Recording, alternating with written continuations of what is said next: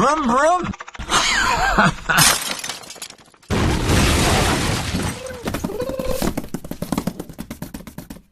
The engine's back in the car, so now we're starting to fit it up. Unfortunately, the old trim has really suffered, you know. Obviously, the car, toward the ends of being used, got neglected a bit. It was all a bit dirty, so we scrubbed some of it up.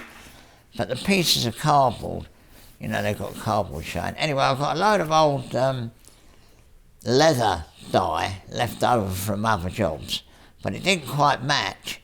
And luckily, I've got a dark colour and I've got a light colour, so we mixed them together. And if you come over there, Tanya, we got the colour pretty good.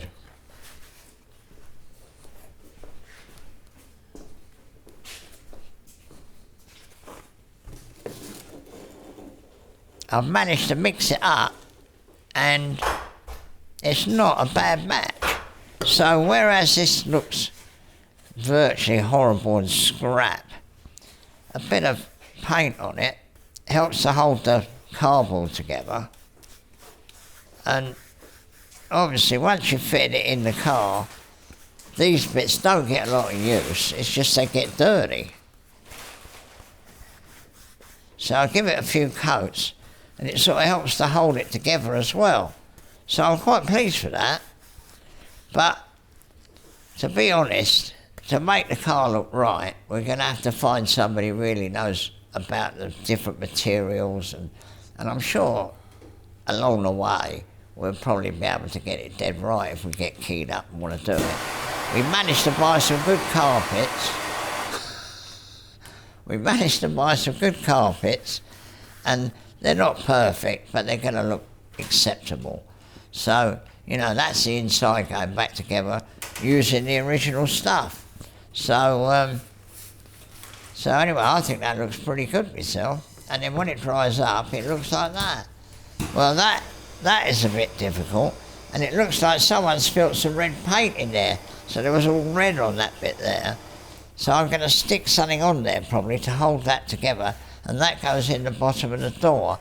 But again, if we could get that dead right material, we could make some of them. But, you know, there's no point in saying, oh, well, we'll have to get that and waiting 3 months to find it. We want to get it together. And the engine's gone in nicely, the brakes have bled up nicely. We've got some different rubber for the boot, so you can now shut the boot.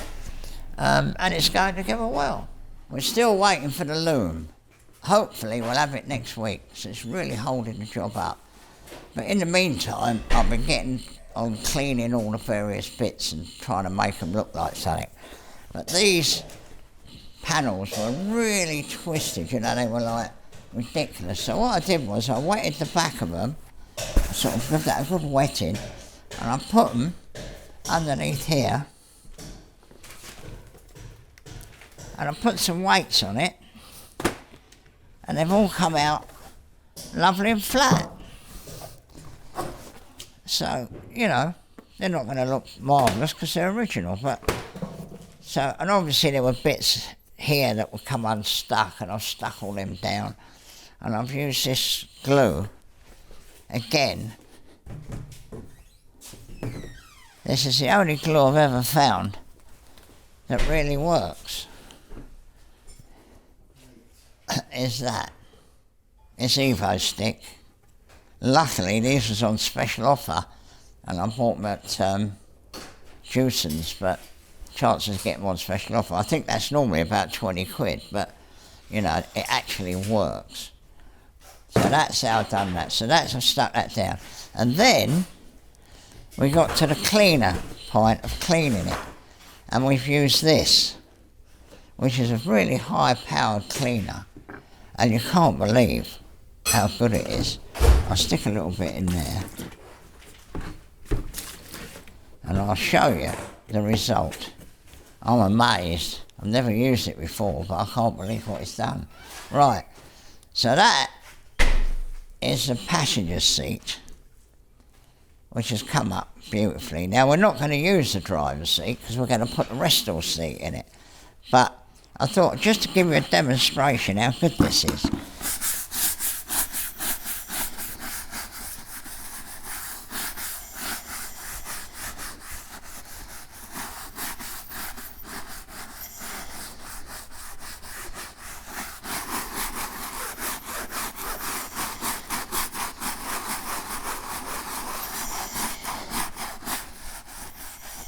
Obviously you want to get it out of where it's sewn, because it might rot the seam. So I put my fingernail in there with a bit of rag.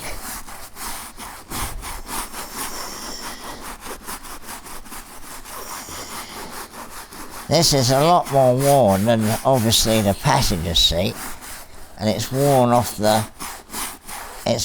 material pattern, but you know, that's not to worry too much. And the longer you leave it, the more it bites into it, but I think this will be a good enough demonstration.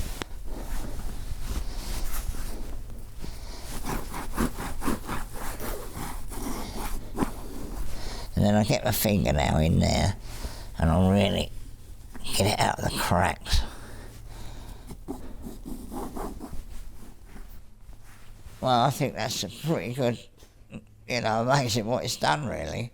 So I've done that to all the cards, put them in a press under a bit of ply to push them all square, because it'd be easier to put them in nicely. That we won't use because we're going to use the restore seat, but the passenger seat's going to look really good because it's still got pattern on that. So that's going to look tiggly-boo. I mean, I'll scrub that up, you know, and look after it, because obviously somebody might want to put it back in. But you know, I was going on about the way it doesn't slide. The later cars, when you move the seat back, it slides on the carpet, so they have a strip on the carpet. But the early seats are not like that. They're more expensive, and it just rests on there, and the seat actually slides on the frame. So, but I think that probably 59, 1960 early-ish, I don't know exactly when they stopped doing that. But anyway, that won't affect us too much, but that does slide. But the carpets we got have got the little piece for sliding, so that's that done. So that's it really, so we're getting on with it. We bought some new carpets, which they're not perfection, but at least they look like carpet. That is the bit that goes under the speedo that was absolutely filthy. So I gave that a good clean, and it still didn't look very good. So luckily, I've got some paint for painting leather, and it wasn't the right colour, but by sheer good luck I had a dark colour and a light colour, and I mixed them together, and that is the dead right colour. It turned out to be absolutely perfect. So that will go under, but again, we can't put it in because we haven't got the loom. So anyway, the lady says we'll have it next week, so, you know, that'll be good. In the meantime, we just keep plodding away and doing what we can do. The grill on the car wasn't very good. It was anodised and it had gone dull, and it just wasn't very good. So looking at it, I thought, well, you could either buy a new one, but, you know, we don't particularly want to spend a load of money. And then I suddenly thought, well, again, in the 60s and the 50s, when they were customising these, they were doing all sorts of things to try and make them look different to somebody else's Mini. So I thought, well, what we do, we'll paint the grille, we bead-blasted it, paint it white, and then put some blue bits on it, and it will look like red, white and blue. So we thought we'd see that. I mean, if it looks naff, well, we'll have to do something clever, we might have to buy one. But we'll see what it looks like, you know. If we're ashamed of it, we'll do something else. But other than that, it's all coming on. We can't put the petrol tank in because, again, the wiring. And we've got to order a new sender for the for the petrol gauge, because it was seized solid, as you would imagine. And quite a laugh. I wish that we had made this film a little bit earlier, because John put a thing on the neck of the tank with Jubilee clips, put it in the lathe at the back, put a load of these things, because we've got millions of these, put a load of them in the tank, and then just revolve the tank to take all the rust out. But unfortunately I wasn't here, so I couldn't alert Tanya to come and make a film. I'd like to have seen that myself, to be honest. Obviously we had the lathe on a very slow speed, and and you know, left it for a few minutes to jingle round. But I tell you what, it looks like it's done a good job to me. So that's that. That's it really. I can't think of anything else. We haven't had the wheels done yet, but we've got a good set of wheels, so it's not going to stop us. We can drive it up the road on those wheels. They're perfectly good. In fact, it's got good tyres, which it came with. The reason we've left that like that is because what happens is you cut that off dead right on the day, and the first time the car starts to settle down, you finish up with a gap. So we've left that like that, and we'll do that when we've got it to settle down. We're still waiting for the clutch pipe. As you can see, we've made the brake pipes out of the original stuff, which I was lucky enough to have. And we haven't fitted the twin carbs yet, obviously, but we're going to run it for a little bit before we do that. But we've made a long cable so that will be good enough to work the twin carb setup. I don't know what's going to happen there, because obviously they don't have an air cleaner, but you can't block that off because obviously the engine needs to breathe.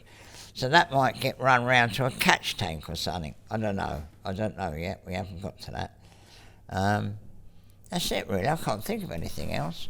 We've got the extension for the gear lever, so I'll put that on there. Oh, and I've had a go at the speedo. Because on the really early cars, that's not plastic, it's sort of a paper mache thing, as you can see. Well, because that faces in the engine, and that was desperate. It was rusty and horrible. So I took it all to pieces, put some chrome alley cleaner on that to get rid of the rust, and then just give it a little puff with some aluminium paint. Because when you lift the bonnet up, you can see that. So that makes it right. And then I just compounded that with T-cut, you know, and really give it a good polish to get it up as good as I could.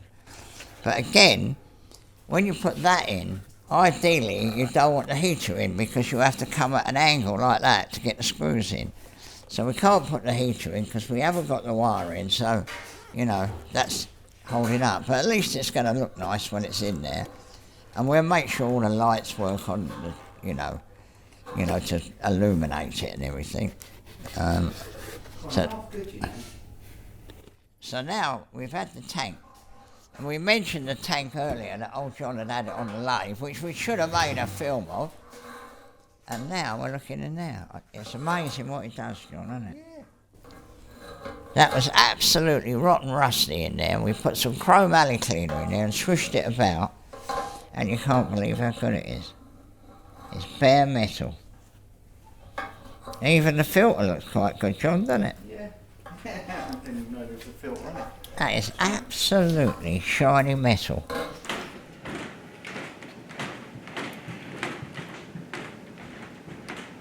So we're going to get a demonstration. John's going to put it back in the lathe, because I think it'd be quite a laugh. I can't imagine how he did it. I wasn't here. So we'll see what happens. We made this thing up, what you put in the lathe, for doing, oh no, he isn't using that, he's just using a bar. But we made a thing up for putting the wheels off the Ferrari, so we could put it on a hub and then spin them up and clean them up to get them really good. I thought John would be using that, but because he isn't, he's just put a bar through. So any minute now.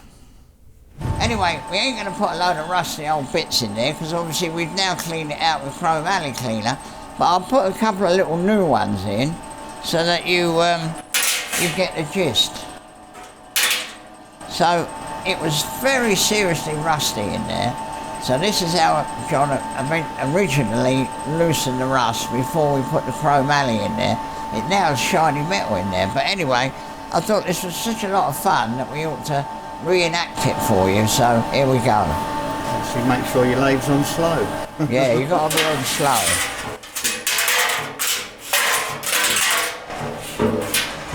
Obviously with loads in. With loads of those in, obviously it didn't get stuck, it's stuck now. There you go.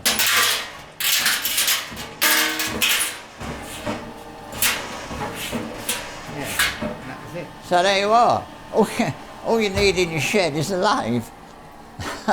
But anyway, I thought that was quite good. And then we poured some chromoly cleaner in it and swished that around and cleaned that out. And it's actually shiny metal in there now. I mean, how long that'll last, I don't know. Really, I suppose we should fill it up with petrol, really, and it would last forever.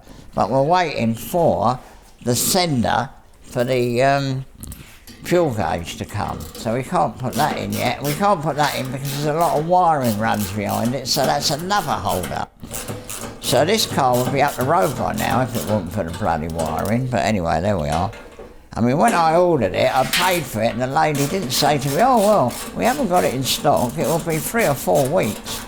If she'd have said that, I'd have started looking for a different supplier, but it's too late now, so we've got to put up with it.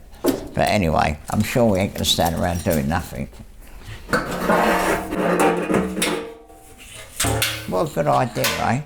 Yeah, so we put a bit of 2-stroke mix in it, swish it round, and hopefully that'll stop it going rusty. But, you know, we're going to hopefully get it on the road very soon, so have petrol in it, and it'll be all right then. But it's all the problems with cars that have been standing for a long time. You always have a problem with the radiator and the petrol tank. We're hoping the radiator's going to be all right, but if we had to have it rebuilt, it wouldn't surprise me at all. But anyway, there we are. So, this is it, folks. Keep going. Right, well, we've been getting on with the Mini like mad. We've had it running, as you saw on the last video. But unfortunately, when I ordered the wiring loom, which is absolutely a beautiful job, from Sparks, I think they call themselves, the lady didn't say to me, oh, we haven't got them in stock and you'll have to wait 3 weeks. Normally it's 9 weeks, apparently, but anyway, unfortunately it held us up a bit because we couldn't put a lot of it together because we didn't have the loom. But now we've got the loom. In the meantime, the big end went on the Sampson trials car, so the fact we couldn't get on with this, we took the engine out the trials car, and we've been really lucky because in amongst my bits there was a conrod with good white metal and the crank was not damaged, and we cleaned the crank up, took the engine all to pieces, obviously cleaned it all up, put the conrod in, and it went straight in. So much to John's dismay, it worked like a charm. So we're now just about to slip the engine in the Sampson, and I've been sticking the carpets in because they were a bit of a drama, but they're done. And we've also got the stuff for the edge of the doors, which we're hoping is going to be really good because it's not got a lot of resistance, and we're hoping the doors will shut perfectly. This is the bit that goes in the middle, and that is a Speedwell style choke cable, which obviously needed to be a bit strong because here it goes into 2 cables and then goes into the car, and then obviously we give that a bit of a paint up. One of our followers has got the plastic things that Paddy Hopkirk made, so he sent me an email. We haven't sent an email back yet, but I'm hoping that we can get that off him. Another follower has got a 3-branch manifold, and he's not that far away, so in the next week we'll get in touch with them and try and get both the things, because, you know, we're doing pretty good, really. And then we took this.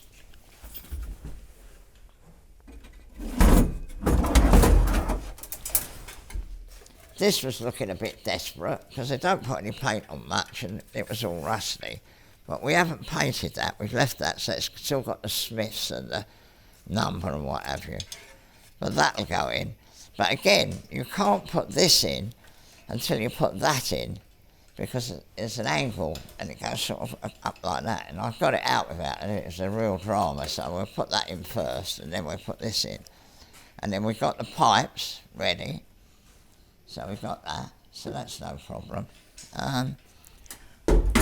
And then obviously once we've got it settled down, we'll set the height with our adjustable things. And then the next thing I've got to do is think about getting these wheels painted and getting the bigger, slightly bigger tyres. But all in all, it's coming together good. But I think if we hadn't had to wait for the wiring, we'd be a week further down the road. But, you know, there's no rush. But really, one of the reasons we were doing it and trying to get it done quickly is because we want it done, but also we can show people that if you work at it all the time, like we do every day, it don't take that long. But obviously coming home from work and going into a cold garage, I think it would take a year because, you know, you've got to have the setup. Luckily we got the setup. Christmas is coming.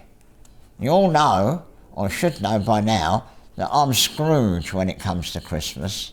I hate it, but anyway, there we are. But luckily, I mean, I always get invited in here and everywhere. I don't go, but anyway, Susie's invited me to go round for Christmas dinner, and I can't say no to her, so I'm going to go to Christmas dinner. So instead of being down here on Christmas Day, I'll be at Susie's. But anyway, that's another story. Our followers have come through. Look at this. I can't believe this. This is the little things that extends the switch. And on the end of them, originally, and I think it's gone by now, so that you can see the switches in the dark, it's got easy to fix, self-powered. Self-powered trillanium electron gas gives off 15 years of light. So on the end of there, they had something sprayed on them that's given 15 years of light. Well, that's probably 30-year-old that, so I think they're finished by now. But anyway, at least we got the thing. It was complete. But then, because I'm getting the Big Bang Theory, it's in a box. It's in its original card. Oh, but anyway, I've gone against all that and taken one out and we tried it on and it's perfect. So that is a really good thing. But I thought that was quite funny, so I'll have another one and then I'll keep that. And, you know, perhaps when we're, you know, going somewhere in this, we'll get a load of stuff together and that'll be one of the things that kids will say, what's all that about?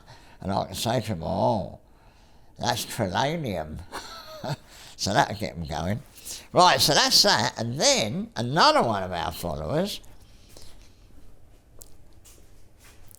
said, oh, I've got an old 3-branch exhaust. It's not up to your modern standards, but it's probably the sort of one that a bloke would have put on it in 1959 in his shed. So anyway, bought it, and I've bolted to this cylinder head because we haven't got that bit there. So I'm thinking of sort of making that bit there somehow, joining it together down to the back. Well, we still haven't got the silencer, but I don't think that's a problem. So that's a little job we've got to do. The engine we've had running, and now the wiring is done. So all the lights work, all the wires gone in lovely and neatly. We got a loom from Sparks, which is absolutely perfect. Everything is dead in the right place. Give it a shot of that, Tanya. That's a really good shot there, look, of the wiring. And of course it looks beautiful. So that's good. And everything's wired up now, more or less. So the next thing is to decide whether to run it up the road with the single carburettor, or whether, because they're running it up the road is not particularly good at the moment, whether to concentrate and get it fully tweaked up, ready for when the road's tidy. We've got the Les Leston steering wheel.